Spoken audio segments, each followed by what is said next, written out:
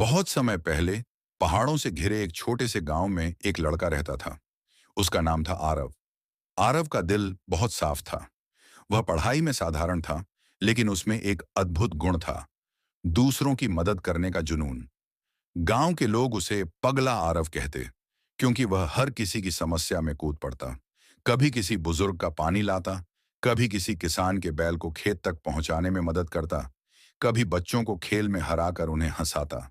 लेकिन उसके पिता, जो कि एक गरीब किसान थे, अक्सर उससे नाराज रहते।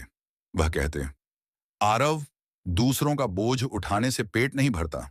मेहनत कर, पढ़ाई कर, वरना तेरा जीवन अंधेरे में डूब जाएगा। आरव चुप रहता, लेकिन उसके मन में एक ही सवाल उठता, अगर भलाई करने से जीवन अंधेरा होता है, तो फिर रोशनी कहां से आती है? एक दिन गांव में एक अजीब घटना घटी। रात को आसमान में एक नीला तारा टूटा और गांव के पास वाले जंगल में जाकर गिरा। लोग डर गए। किसी ने कहा कि यह अशुभ संकेत है, किसी ने कहा कि देवताओं का क्रोध है। लेकिन आरव के दिल में कुछ और ही चल रहा था। उसे लग रहा था मानो वह तारा उसे बुला रहा है। अगली सुबह वह चुपके से जंगल में निकल पड़ा। पगडंडी पर चलते चलते वह एक जगह पहुंचा जहां घास जली हुई थी और बीच में एक अजीब सी पुरानी किताब पड़ी थी। किताब मोटी थी। उसके ऊपर सोने के अक्षरों में लिखा था, अनंत लोक का रहस्य। आरव ने जैसे ही किताब खोली, उसमें से हल्की रोशनी निकली और एक आवाज आई, जो सच्चे दिल से भलाई करता है, वही अनंत लोक का द्वार खोल सकता है। आरव घबरा गया। उसने किताब बंद करनी चाहिए, मगर किताब खुद ब खुद खुली रही। पन्ने अपने आप पलटने लगे और उस पर बने चित्र चमकने लगे।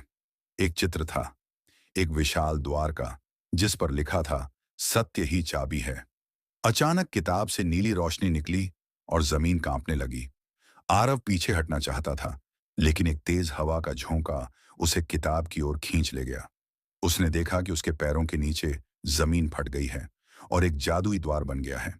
वह चीखा, लेकिन आवाज बाहर नहीं निकली और अगले ही पल वह द्वार खुला और आरव उसमें समा गया।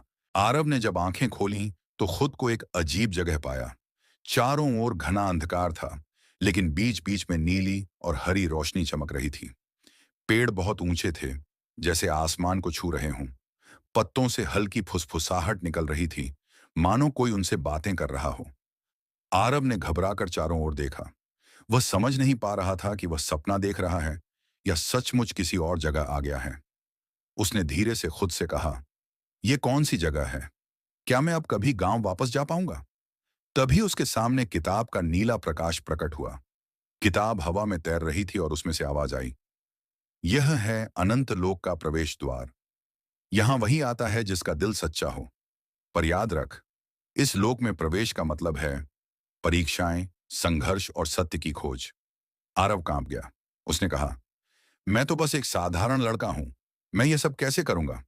किताब ने उत्तर दिया, साधारण इंसान ही असाधारण काम करता है। तेरा दिल साफ है, यही तेरी शक्ति है। आरव आगे बढ़ा। जंगल में हल्की चांदनी जैसी रोशनी बिखरी थी। उसने देखा कि एक झरना बह रहा है, लेकिन पानी चांदी जैसा चमक रहा था। वह पास गया तो झरने में उसका चेहरा नहीं, बल्कि गांव के लोगों की तस्वीरें दिख रही थीं। वह देख रहा था, उसकी मां चिंतित बैठी है, पिता खेत में उसे ढूंढ रहे हैं। उसका दिल भर आया, लेकिन उसी वक्त झरने से एक आवाज आई, यदि तू लौटना चाहता है तो अभी लौट सकता है, लेकिन यदि आगे बढ़ा तो तेरे सामने कठिन रास्ते होंगे। आरव ने गहरी सांस ली और कहा, अगर यह यात्रा मुझे सच का रास्ता दिखाएगी और किसी की मदद कर पाएगा, तो मैं पीछे नहीं हटूंगा।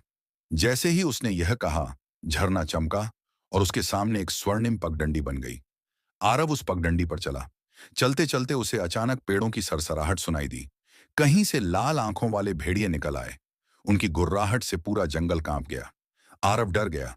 उसने इधर उधर देखा, लेकिन उसके पास न कोई हथियार था, न ही कोई साथी। भेड़िए धीरे धीरे उसकी ओर बढ़ने लगे।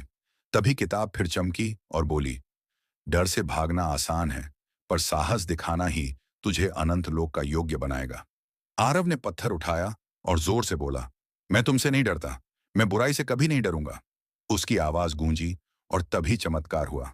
भेड़िए अचानक पीछे हट गए और उनकी लाल आंखें नीली रोशनी में बदल गईं। वे अब क्रूर नहीं, बल्कि शांत हो गए थे। उनमें से एक भेड़िया उसके पास आया और उसके पैरों में सिर झुका दिया। आरव ने हैरानी से उसे देखा। भेड़िया बोला, तू डर पर जीत गया है, अब से मैं तेरे साथ रहूंगा। आरव की आंखें चमक उठीं।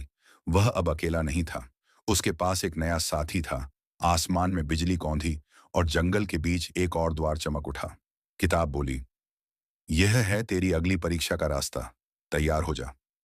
आरव ने भेड़िए की गर्दन थपथपाई और दृढ़ता से कहा, हाँ, मैं तैयार हूं, चाहे जो भी हो, अब पीछे नहीं हटूंगा। द्वार धीरे धीरे खुला और एक रहस्यमयी रोशनी ने उसे अपने भीतर समा लिया।